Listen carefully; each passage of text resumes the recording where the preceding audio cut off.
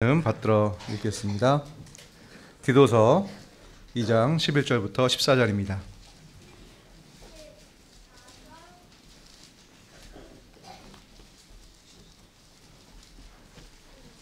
디도서 신약성경 2장 11절부터 14절.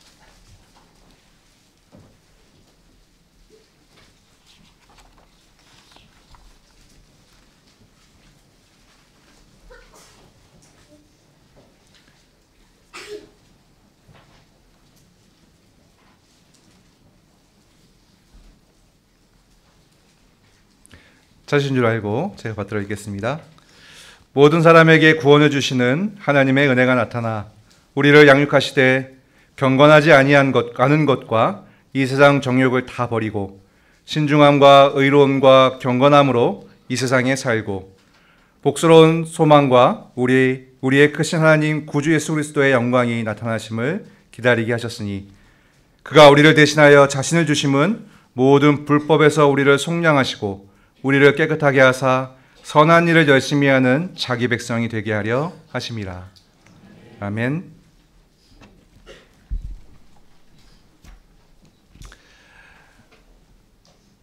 오늘 본문을 살피기 전에 디도서가 어떤 성경인지 잠깐 설명을 드리겠습니다. 우리 교회학교 학생들 많이 있는데 디도서가 낯선 성경일 수 있어요.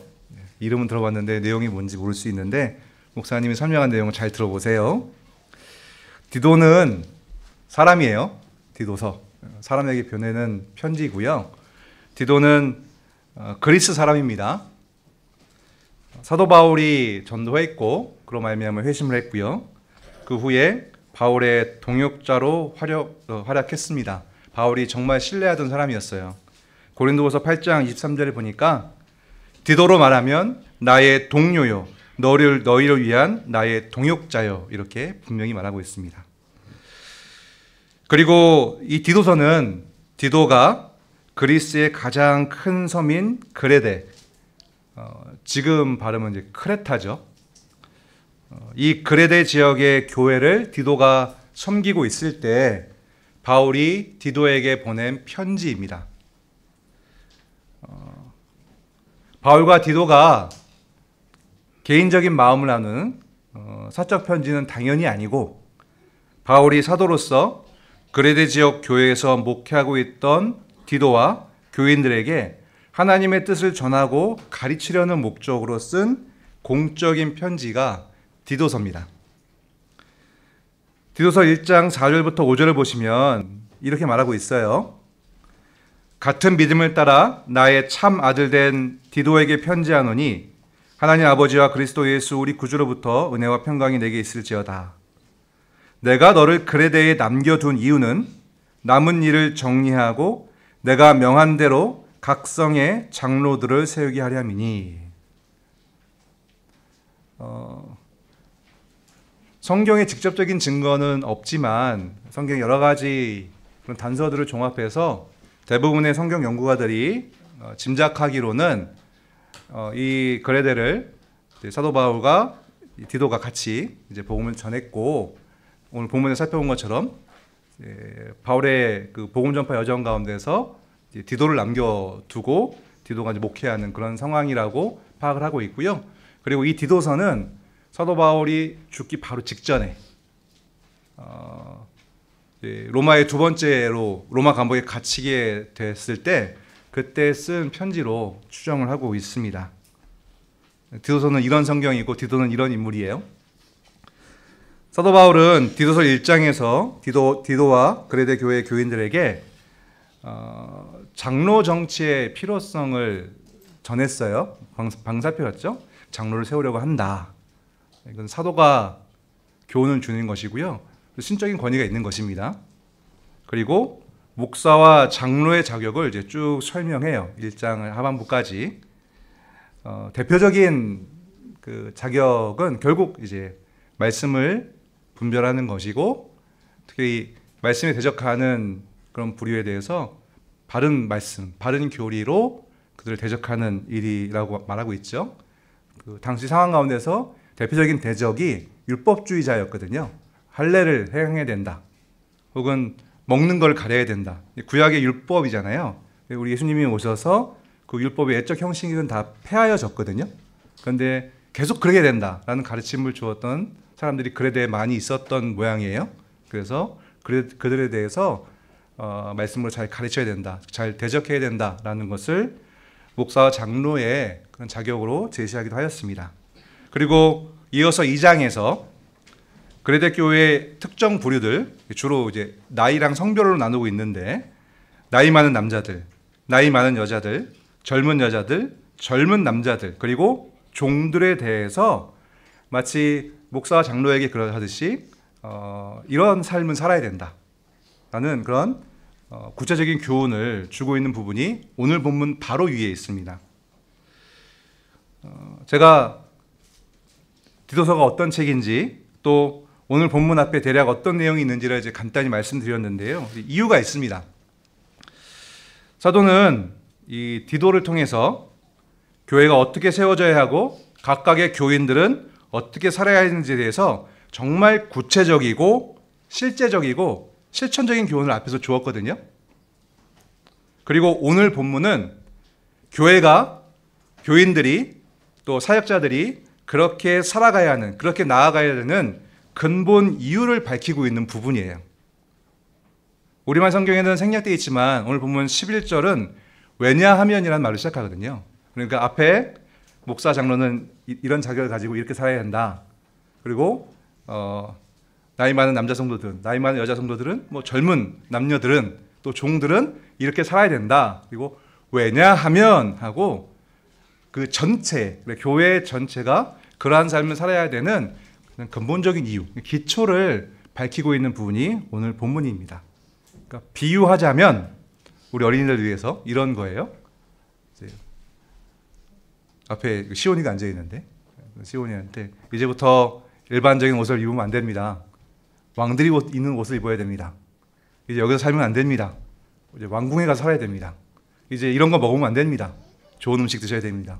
이제 이런 말 쓰면 안 됩니다. 품위 있는 말을 써야 합니다. 쭉 얘기한 다음에 왜냐하면 오늘부터 당신이 왕이 되었기 때문입니다. 이렇게 말하는 것과 비슷해요. 그러니까 굉장히 중요한 부분이죠. 그리고 앞에 있는 구체적인 교훈들도 우리가 잘 살피고 풀어서 우리에게 적용해야 되는데요.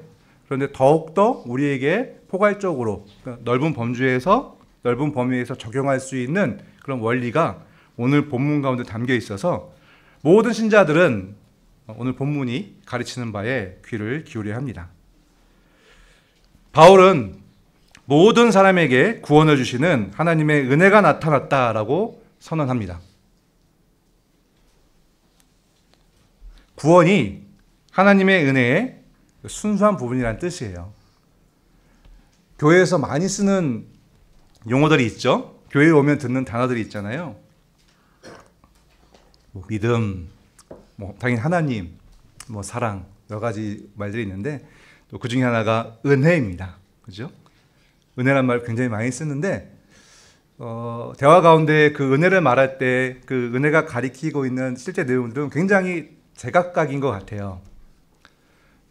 성경이 교회를 향하여서 말하는 정말 은혜의 내용이 오늘 본문에 분명히 나타나고 있으니 우리가 다 함께 이 은혜를 이해해야 합니다. 인식해야 됩니다. 기억해야 합니다. 그것은 구원입니다. 너무 쉽고 당연하죠. 앞에서 사도가 각각의 이제 부류에게 이러한 삶을 살아야 된다라고 가르쳤습니다. 간단하게 오늘 이 부분을 살피는 건 아니지만 설교 맥락상 간단하게 몇 가지 인상적인 것만 살펴보면 노년의 남성도들은 믿음과 사랑과 인내함이 흔들리지 않아야 된다라고 2절에서 가르쳤어요. 앞에 2절에서. 그리고 노년의 여성도들은 남을 헐뜯지 않아야 하고 과도한 술의 노예가 되면 안 된다라고 가르칩니다. 이거 좀 뜻밖이죠. 술이면 남자를 얘기할 것 같은데 그레데는 여성들도 술에 많지 않은 그런 경향이 있었던 모양입니다. 그리고 남을 모함하는 그 일이 일반 그 문화 가운데, 그레네 지역의 문화 가운데서 좀 사회적인 문제가 되었다라고 짐작해 볼 수도 있겠죠. 그래서 성도들은 이러한 일반적인 모습을 멀리하고 젊은 여자들에게 교훈을 줄 수 있어야 한다라고 3절과 4절에서 가르쳤습니다. 젊은 여성조들은 남편과 자녀를 사랑하고 집안 살림을 잘하고 남편에게 순종해야 된다라고 5절에서 가르쳤죠. 그리고 젊은 남성도들은 특히 가르치는 일에 있어서 부패함도 없어야 되고 순수하고 위험 있는 태도로 가르쳐야 하고 책 잡힐 데가 없는, 책만 받을 데가 없는 그런 바른 말을 해야 한다라고 가르쳤는데요. 특히 여기에서는 여기 디도도 포함돼서 디도 자신이 목회자로서 뿐만이 아니라 젊은 남성들로서 본을 보여야 된다라고 가르치기도 하였습니다. 그리고 마지막으로 종에 대해서 9절과 10절에서 가르치는데, 종의 신분을 가진 성도들은 모든 일에 있어서 상전들에게 순종해야 된다. 그들을 기쁘게 해야 된다. 그들의 말을 거스르면 안 된다라고 가르쳤습니다. 주인의 것을 훔치면 안 된다. 아주 구체적으로 가르쳤어요. 성도들은 왜 이렇게 살아야 되는가? 그러니까 다양한 성도들이 나오잖아요. 신분상, 나이상, 성별상 다양한 성도들이 이러이러한 구체적인 삶을 살아야 되는데 왜 그래야 되는가? 구원을 주시는 하나님의 은혜가 세상에 나타났는데 그 은혜를 받은 사람들이기 때문에 그렇다라고 사도가 가르치고 있습니다. 우리는 성경을 통해서 하나님의 형상을 가진 사람이 모든 피조물 중에 가장 으뜸이었지만 첫사람 아담의 범죄와 함께 모든 사람들이 죄인이 되어서 그 영광을 잃어버리고 타락했음을 압니다. 그러나 사랑과 긍휼이 풍성하신 하나님께서 모든 죄인들 가운데 일부를 택하셔서 죄와 그로 인한 영원한 형벌로부터 구원하여 주기로 작정하셨고, 바로 그 뜻을 이루시기 위해 성자 하나님을 구원의 중보자로 내어주셨고, 그분의 십자가 대속 죽음과 부활로 말미암아 구원으로 작정된 자들에게 구원이 베풀어지고 하나님께서 그 은혜를 풍성히 내어주심을 우리는 또한 성경을 통해 잘 알고 있습니다. 이 구원의 은혜가 나에게 베풀어졌음을 성경을 통해 깨닫고 진심으로 믿게 되는 것, 이것도 성령께서 주신 은혜다라는 사실도 잘 알고 있습니다. 나타난 하나님의 구원의 은혜를 믿음으로 누리는 사람은 아주 획기적으로, 그러니까 쉬운 말로 하면 이전하고 이후가 완전히 바뀌는 거예요. 그러니까 하나님의 은혜가, 구원을 주신 은혜가 나타났고 그 은혜가 나의 것이다.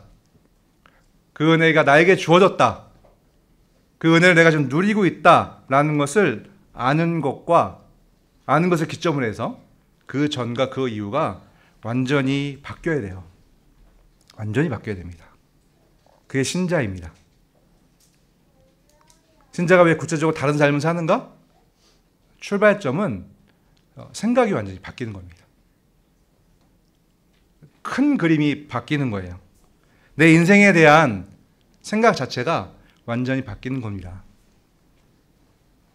우리가 태어나서 철이 들고 나를 이제 인식하고 내가 삶이 이 정도 있다라는 것을 알게 되었을 때, 그때부터 어떻게 살고 싶다, 무엇을 하고 살고 싶다, 이런 생각들을 하게 되잖아요. 그렇죠? 그때 많은 경우는 다른 사람들의 말을 듣습니다.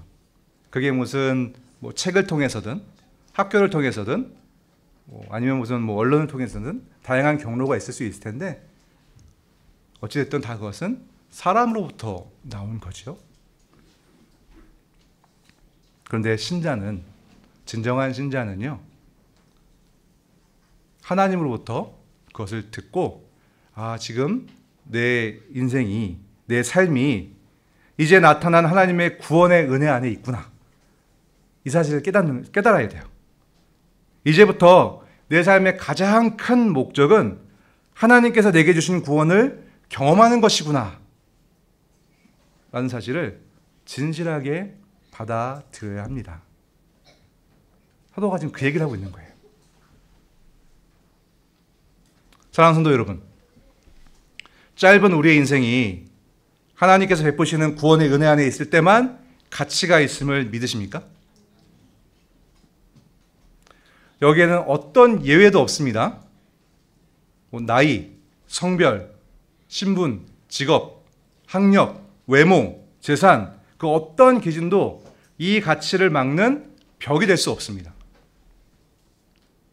그래서 교회는 항상 다양해요. 교회의 구성원들은 이러한 기준으로는 항상 다양합니다. 그러나 동일한 생각, 동일한 가치를 가지고 있어요. 우리 모두가 하나님께서 그리스도로 말미암아 성령을 통해 나타내신 그 구원의 은혜를 우리가 함께 누리고 있구나. 여기에 동의하는 것이죠. 모든 사람에게 구원을 주신 하나님의 은혜가 나타났다. 이 말씀은 잘 이해하셔야 됩니다. 여기서 모든 사람은 무슨 보편 구원서를 말하는 게 아니고요. 본문의 맥락을 보면 종들까지도, 우리 교회 안에 있는, 당시 그레데 교회 안에 있는 종들도 구원을 주시는 그 하나님의 은혜, 그 나타난 은혜에서 예외일 수 없다는 뜻이에요. 그래서 여기서 모든 사람은 보편적인 모든 사람, 그러니까 하나님께서 모든 사람을 구원하신다라는 보편 구원을 말하는 것이 아니라 하나님께서 구원하고자 작정하시는 사람에게는 차별이 없다는 뜻입니다. 우리도 마찬가지입니다. 현장교회에 한 350명에서 400명 가량의 성도들이 계시고 신자들이 있고, 그 성분, 구성 성분을 따져보면 나이, 연령 말씀드렸던 여러 가지 우리가 일반 사회에서 따지는 그런 기준들을 보면 굉장히 다양하죠. 학생도 있고 직장인도 있고, 그 직장도 다양하고요. 또 주부도 계시고, 또 일하시는 그런 자매님도 계시고, 나이 많은 사람, 나이 적은 사람, 사회적으로 또 어느 정도 지위가 있는 사람, 그렇지 못한 사람, 경제력이 있는 분, 비교적 경제력이 없는 분, 다양한 그런 구성원들이 있습니다. 그런데 그런 모든 차이들이 구원의 은혜를 나타내시는 하나님의 역사를 방해하지는 못합니다. 절대 방해하지는 못합니다. 간혹 어떤 분들은요, 교회나 어떤 분들은 그런 기준을 따라서 굉장히 위축돼서 신앙생활을 적극적으로 하지 못하는 경우를 보게 돼요. 내가 가진 어떤 상황이, 어떤 처지가, 내가 가진 어떤 능력이, 이런 것들이 좀 떳떳하지 못하다, 내놓을 바가 못 된다, 이런 것을 이유로 하여서 말씀을 듣고 또 배움을 받고 함께 교제하고 또 한 교회로 활동하는 그런 일을 꺼리는 경우를 보게 됩니다. 근데 그것은 굉장히 잘못된 일입니다. 교회가 그런 부분을 또 조장해서도 안 됩니다. 우리가 세속사회와 맞닿아 있기 때문에 우리도 모르게 굉장히 익숙해지거든요. 사회의 어떤 그런 가치를 교회 안으로 끌어들여서 교회에 어떤 나눔이 있게 한다든가, 함께 구원을 주신 하나님의 은혜를 바라보는 데 있어서 이렇게 벽을 세운다든가, 이런 일들을 결코 해서는 안 될 것입니다. 앞에서 사도가 각각의 부류의 성도들이 이러이러한 삶을 살아야 된다라고 삶의 방향성을 제시했을 때, 사실은 이런 원리를 제시함으로 그것이 얼마나 정말 고귀하고 가치가 있는지를 사실 역으로 강조한 것이라 할 수 있어요. 여러분, 마지막에 종이 나오잖아요. 종은 그냥 사회적으로 보면 정말 가치 없게 여겨지는 부류의 사람들입니다. 그렇죠?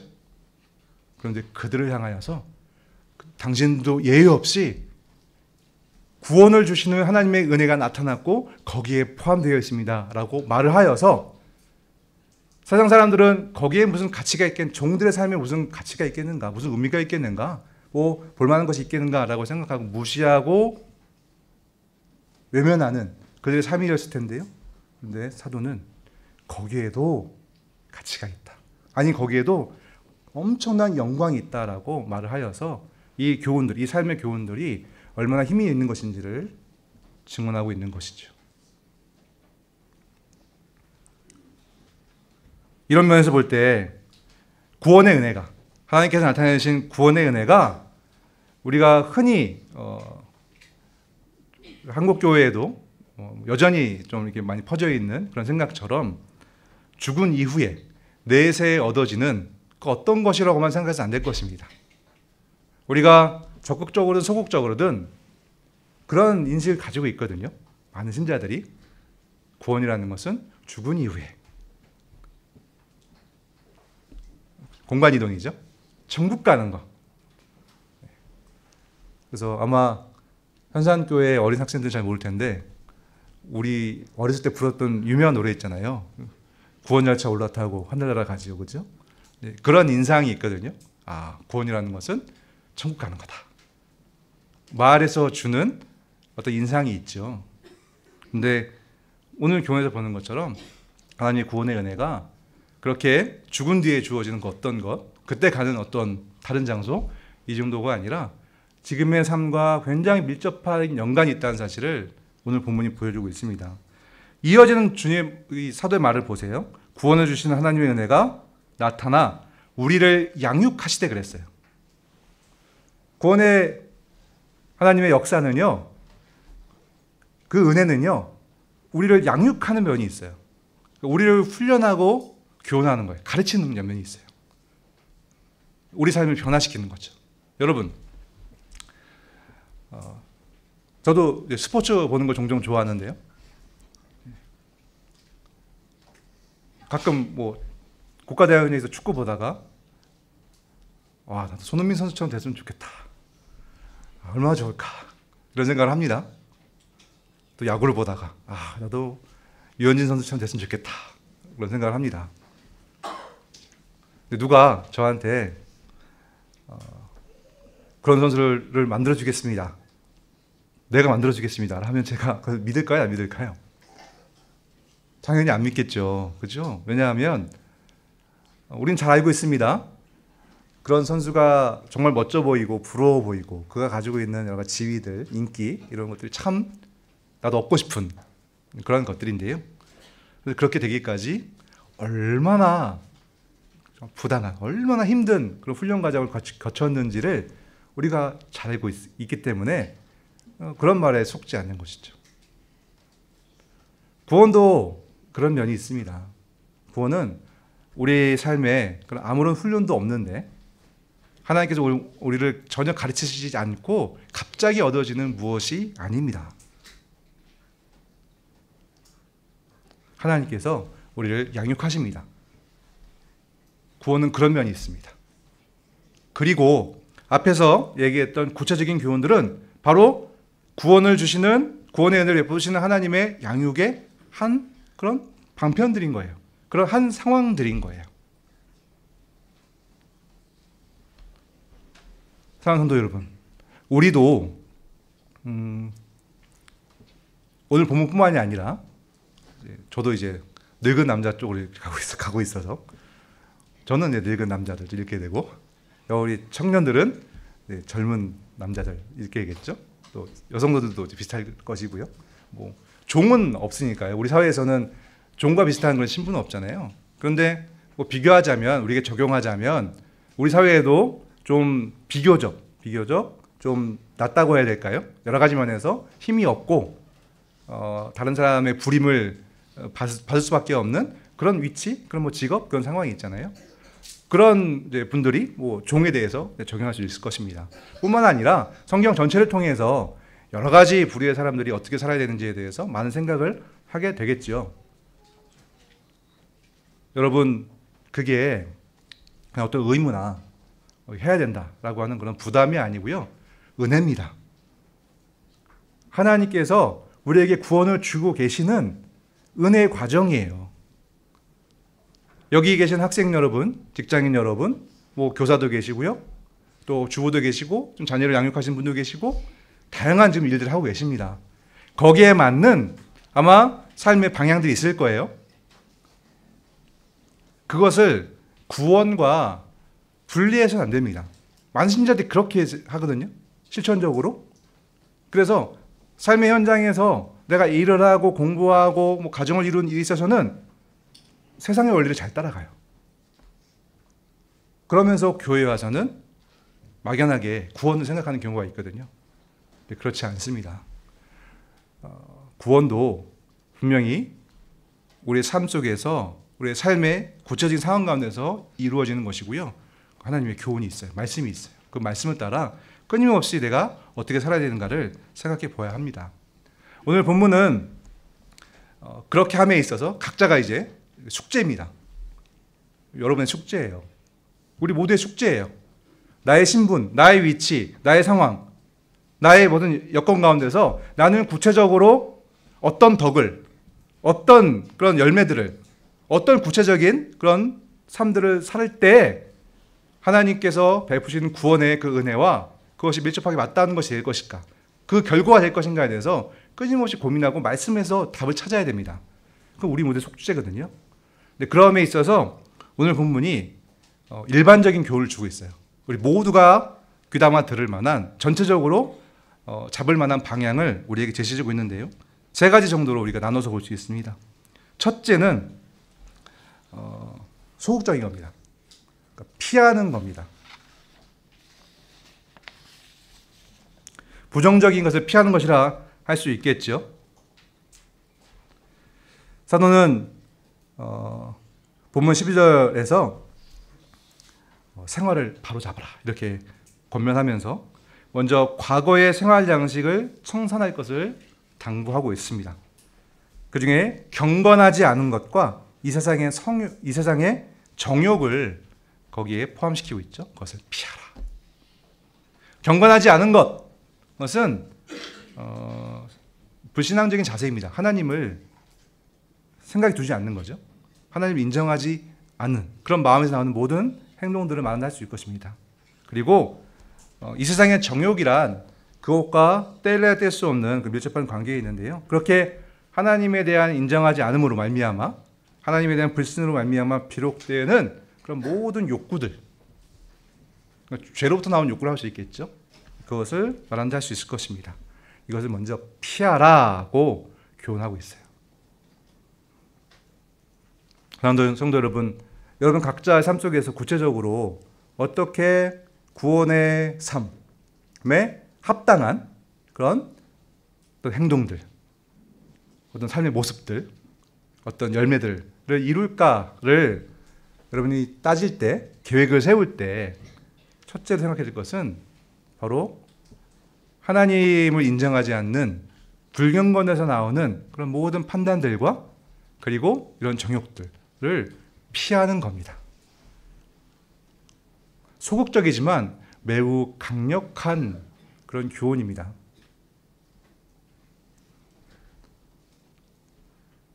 만약에 이 시대에 우리가 사회적으로 많이 누리고 있는 어떤 문화적인 어떤 결과물들, 대표적으로 미디어가 발달돼서 기술이 발달돼서 특히 이제 젊은 사람들은 SNS를 많이 하잖아요. 여러 가지 대화를 나누는 그런 앱도 있고 자기의 삶을 이제 표현하는 그런 앱들이 있습니다. 그런데 만약에 거기에 담긴 대부분의 내용이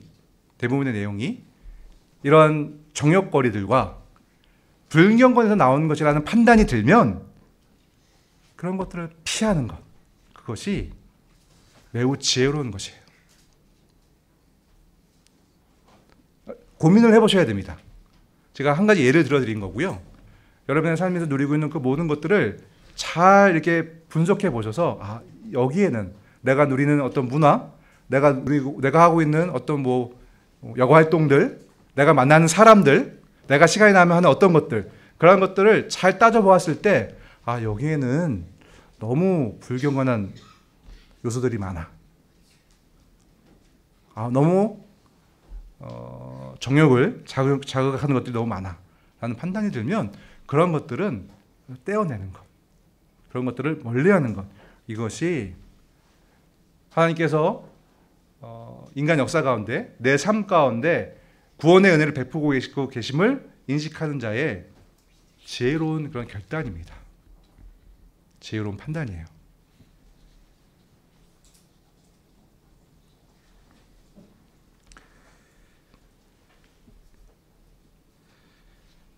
요한일서 2장 15절 이하에 아마 암송하고 계신 분도 계실 텐데요. 이 세상이나 세상에 있는 것들을 사랑하지 말라. 누구든지 세상을 사랑하면 아버지의 사랑이 그 안에 있지 아니하니 이는 세상에 있는 모든 것이 육신의 정욕과 안목의 정욕과 이생의 자랑이니 다 아버지께로부터 온 것이 아니요 세상으로부터 온 것이라. 이 세상도 그 정욕도 지나가되 오직 하나님의 뜻을 행하는 자는 영원히 거하느니라. 아멘.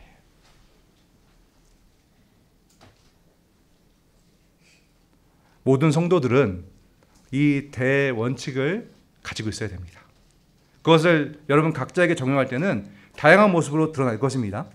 누구는 SNS를 좀 절제하는 걸로, 누구는 즐겨하던 문화생활을 좀 멀리하는 것으로, 누구는 내게 필요해서 만나던 사람들을 좀 멀리하는 것으로 이렇게 나타날 수 있습니다. 그건 다양할 것이에요. 그러나 그 배후에는, 그 출발점에는 우리 모두가 공통으로 누리고 있는 하나님의 은혜가 작동하고 있는 거예요. 우리에게 구원을 베푸시는 그 은혜가 우리를 양육하고 계시는 거예요. 제가 계속 반복적으로 말씀드리고 있습니다. 우리의 결단이, 우리의 판단이 하나님의 은혜의 나타남이에요.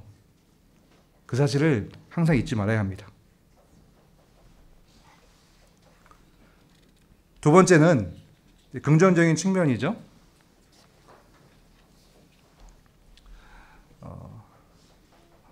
오늘 본문 13절에 12절 하반절에 나타나는 것처럼 신중함과 의로움과 경건함으로 나아가라, 살아가라 이렇게 말씀하고 있습니다. 세 가지가 나오죠. 신중함, 의로움, 경건함이 나옵니다. 경건함은 하나님과의 관계되는 것, 신앙심 말하는 것이죠. 아까 말했던 경건치 않음에 반대되는 것이 할 수 있겠죠. 그리고 의로움은 인간을 향해 행하는 그런 모든 옳음, 물론 당연히 하나님의 말씀으로부터 오는 옳음일 것입니다.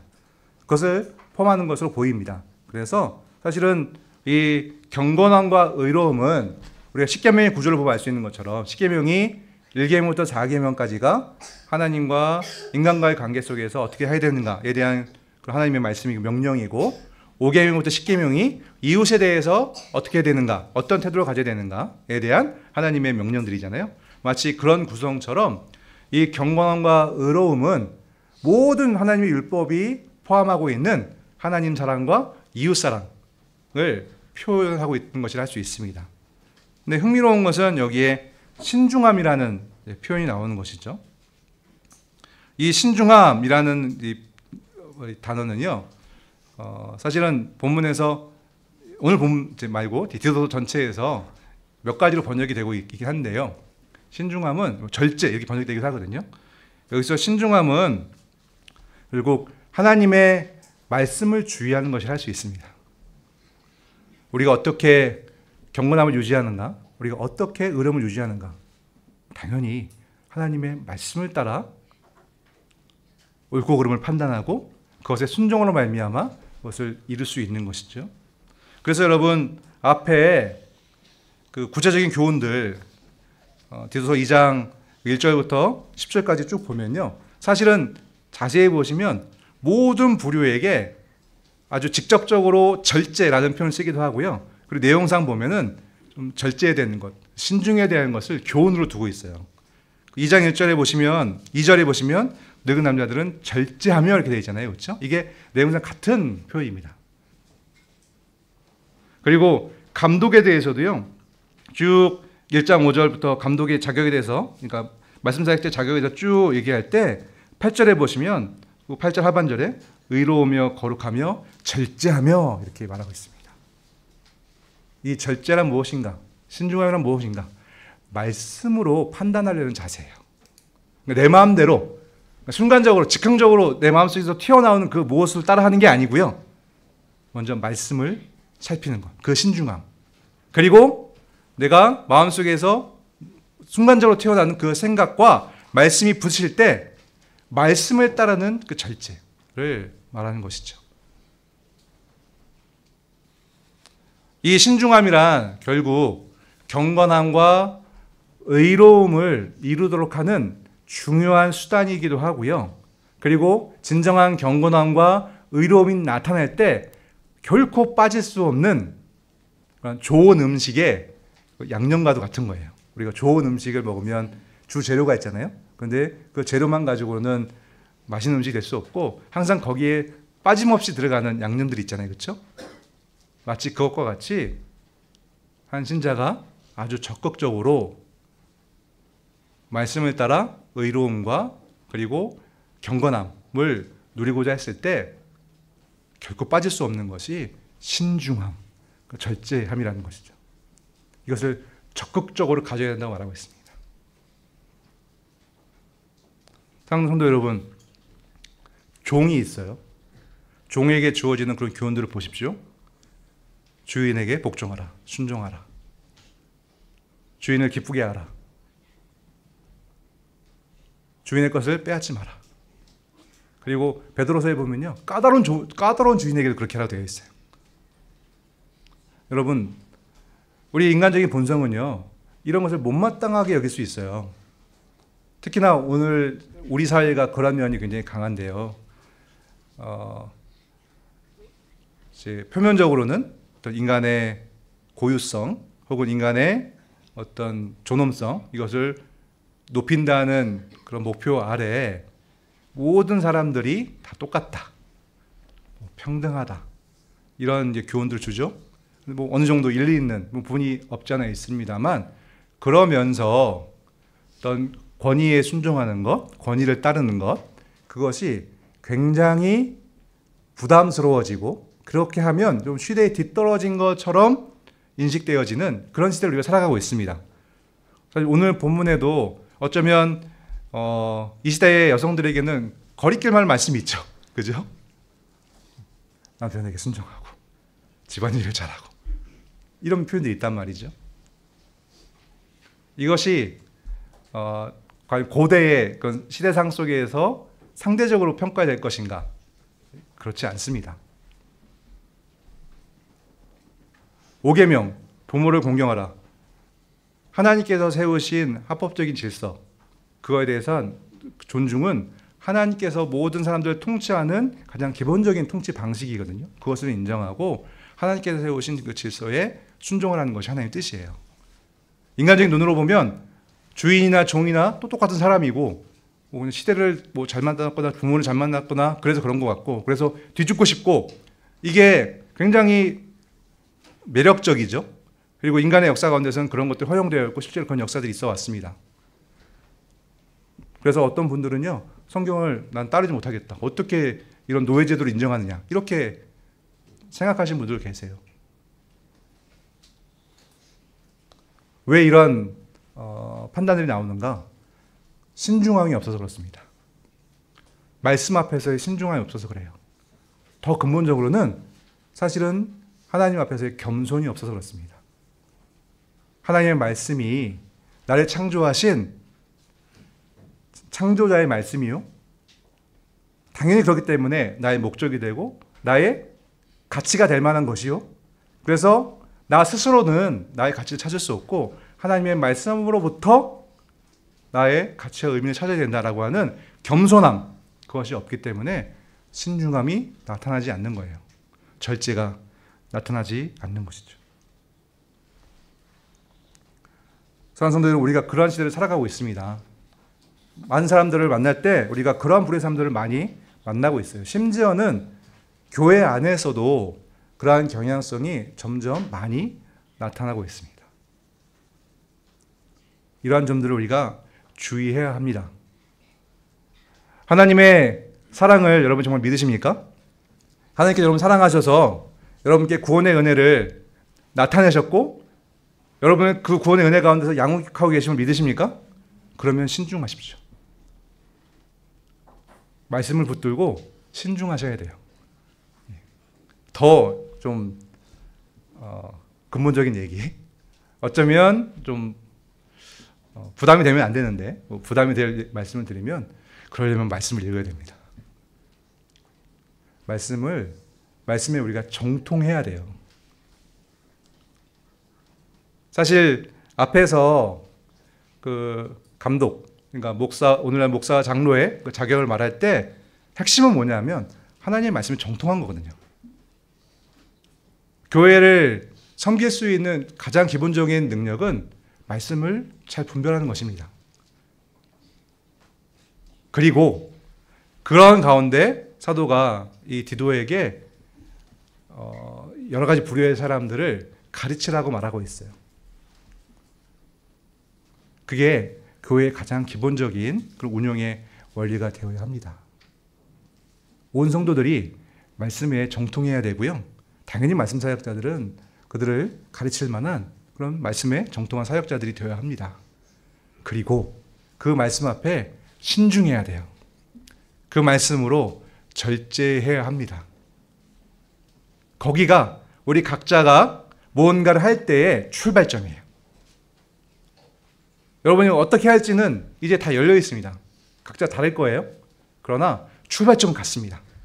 첫 번째 출발점은 세상의 정욕과 모든 불광경한 것들을 멀리하는 것이고요. 두 번째 출발점은 말씀에 신중하여서, 말씀으로 절제하여서 늘 하나님을 경외하고 이웃을 사랑하는 그 방향성을 잃지 않는 것입니다. 그게 우리가 가져야 될 출발점이에요. 그리고 하나님께서 우리에게 주신 모든 역량과 모든 그런 여건들을 가지고 다른 박질하는 것이죠. 그럼 다양한 결실들이 나타날 것입니다. 다양한 열매들이 나타날 것입니다. 그러나 그 근원에는 동일한 삶의 성격이 자리하고 있을 것입니다. 사도가 지금 그것을 디도를 통해서 그레데 교회 사람들에게 전하고 있고, 오늘날 성령께서 우리에게 동일한 교훈을 주고 계신 것이죠. 세 번째는 소망을 가져야 한다는 것입니다.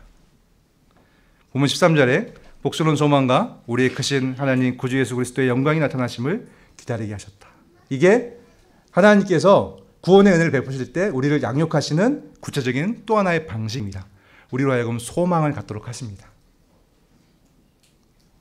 여기에는 풍성한 의미가 담겨 있습니다. 첫째는 우리에게는 완성이 없을지라도 완성을 바라보도록 하는 그 소망을 우리에게 항상 주신다는 것이죠. 우리가 이러한 계획들을 세우고 이런 다짐 가운데 구체적인 어떤 삶의 계획들을 세워갈 때에 또 좌절하기도 합니다. 잘 안 되거든요. 우리 옛 모습들이 많이 남아있고 또 우리가 참 지혜롭지 못해서 여전히 연약하여서 이런 원리들을 잃어버리기도 하고 또 적용해 보려고 할 때도 많이 실수하고 이런 일들이 많이 있을 것입니다. 그런데 여러분, 그때에 좌절할 필요가 없습니다. 오히려 우리에게 사실은 더 큰 소망이 주어지기도 합니다. 물론 그 좌절이 필요하기도 하고 회개하기도 하고 우리 삶을 다시 한번 돌아보는 그런 계기가 되는 건 맞죠. 그런데 그 지점에서 사실은 이게 이 생에서는 참 어려운 것이구나. 그래서 정말 주님이 오셔야 되는구나. 오늘 본문에 분명히 나타나잖아요. 우리 구주 예수 그리스도의 영광. 이 영광은요, 하나님으로서의 영광, 하나님께서 기뻐하시는 영광이기도 하지만, 그러나 이미 우리 주님께서 우리의 중보자로서 하나님께서 약속하신 첫 열매가 되어서 하나님 우편에서 하늘나라를 통치하시는 그러한 점을 우리가 고려할 때 우리가 얻을 영광이기도 합니다. 그리고 우리의 완성된 모습을 이미 주님께서 이루신 것이죠. 주님이 다시 오신다는 것은요, 그냥 얼굴을 보는 그 정도가 아니고 우리가 얻을 영광을 보는 것입니다. 완성된 영광을 보는 것이에요. 이 땅에서 그렇게 경건하고자 의롭고자 그래서 말씀에 늘 신중하고 절제하여도 그것이 잘 되지 않고 실수하기도 하고 또 죄를 짓기도 하고 또 다른 사람들의 죄를 만나서 좌절하기도 하는 그런 상황 가운데서 우리는 결코 무너지지 않습니다. 그것을 포기하지 않습니다. 우리 안 되면 포기할 수 있잖아요. 안 되는구나. 교회 생활 하다 보면 그런 말들 종종 듣습니다. 우리가 안 되나 보다. 극복할 수 없나 보다. 그래서 목회를 옮기기도 하고 이런 일들이 많이 나타나죠. 근데 여러분, 신자는요, 사실 그 지점에서 누굴 탓하거나 원망하거나 그런 게 아니고 더 큰 소망을 가져야 됩니다. 아, 그래, 주님이 필요하구나. 주님이 있어야 되는구나. 그리고 그것은 비단 마지막 때에 이루어질 완성된 영광뿐만이 아니라 지금 현 시점에 대한 소망이기도 합니다. 아, 지금 내가 이 경건함을, 의로움을 이루려면 장차 완성으로 오실 그분의 능력이 필요하구나. 내가 내 능력으로 되는 것이 아니구나. 이 사실을 절감하는 것이죠. 마음 깊이 나의 모든 것이 되시는 예수 그리스도를 의지하는 마음을 갖는 것. 그것이 소망이 주는 가장 큰 힘이라 할 수 있습니다. 사랑하는 성도 여러분, 여러분 이 세 가지를 기본적인 원리로 가지고 계십니까? 소극적으로, 부정적으로 경건하지 않은 것, 이 세상의 정욕들, 이것들을 멀리하려고 하는 그런 태도, 그런 원칙, 적극적으로 경건함과 의로움을 추구하되 그러기 위해서 항상 말씀에 신중한, 말씀으로 절제하는 그런 태도, 그런 원칙, 그리고 그 와중에 항상 소망을 품고, 완성에 대한 소망을 품고, 그리고 완성 그 자체이신 예수 그리스도에 대한 소망을 품고, 그분만이 나의 힘이요, 그분만이 나의 진정한 능력이라는 것을 의지하며 살아가는 그러한 태도와 원리, 이 세 가지를 여러분 가지고 계십니까? 사도가 교회의 다양한 부류에게 이렇게 살아야 된다, 이런 모습을 보여야 된다, 구체적인 걸 말했을 때 그 기초에는 이 세 가지 원리가 자리하고 있는 것입니다. 당연히 우리 현장교회에도 적용될 수 있는 말씀입니다. 사랑하는 성도 여러분, 다시 한번 말씀드립니다. 하나님께서 우리를 양육하시는 그 과정입니다. 우리에게 구원의 은혜를 나타내시는 그 하나님께서 그 은혜를 우리에게 베풀어 주실 때 그것을 우리에게 훈련의 방식으로, 양육의 방식으로 우리에게 나타내시는 그 과정이 우리가 이렇게 멀리할 것을 멀리하고, 그리고 말씀에 신중하여서 의로움과 경건함을 찾고 늘 우리 참된 소망이신 그리스도를 바라보며 살아가는 그런 마음으로 정말 분투하는 것, 그것이 하나님의 은혜의 가정이에요. 이처럼 하나님의 은혜는요, 굉장히 신비한 것입니다. 하나님의 은혜는 하나님께서 주신다는 측면과 동시에 그 은혜를 아는 자들이 삶의 모든 것을 내어던져서 하나님의 뜻대로 전진하는 것, 이 두 가지를 동시에 포함하고 있습니다. 이것이 마치 양립될 수 없는 것 같습니다. 같이 나타날 수 없는 것 같이 우리에게 인식되어지거든요. 근데 그렇지 않습니다. 진정한 믿음은, 참된 말씀에서 나타난 믿음은요, 이것이 함께 공존합니다. 그것이 하나님의 살아계심을 인정하는 자, 살아계신 하나님의 역사를 인정하는 자가 품고 살아가는 신비의 내용인 것이죠.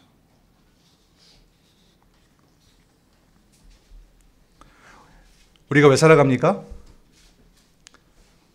먹고 살기 위해서 살아갑니까? 아니면 즐길 것을 즐기기 위해서 살아갑니까? 우리가 왜 살죠? 거기에 대한 답을 오늘 말씀을 통해서 찾아야 됩니다. 오늘 본문 14절에 주님께서 자신을 내어주신 이유는요, 우리를 모든 불법에서 속량하시기 위해서, 우리를 깨끗하게 하시기 위해서, 그래서 우리로 선한 일을 열심히 하는 하나님의 백성이 되게 하기 위해서 주님께서 자기 자신을 내어주셨습니다. 그분이 우리의 주님입니다.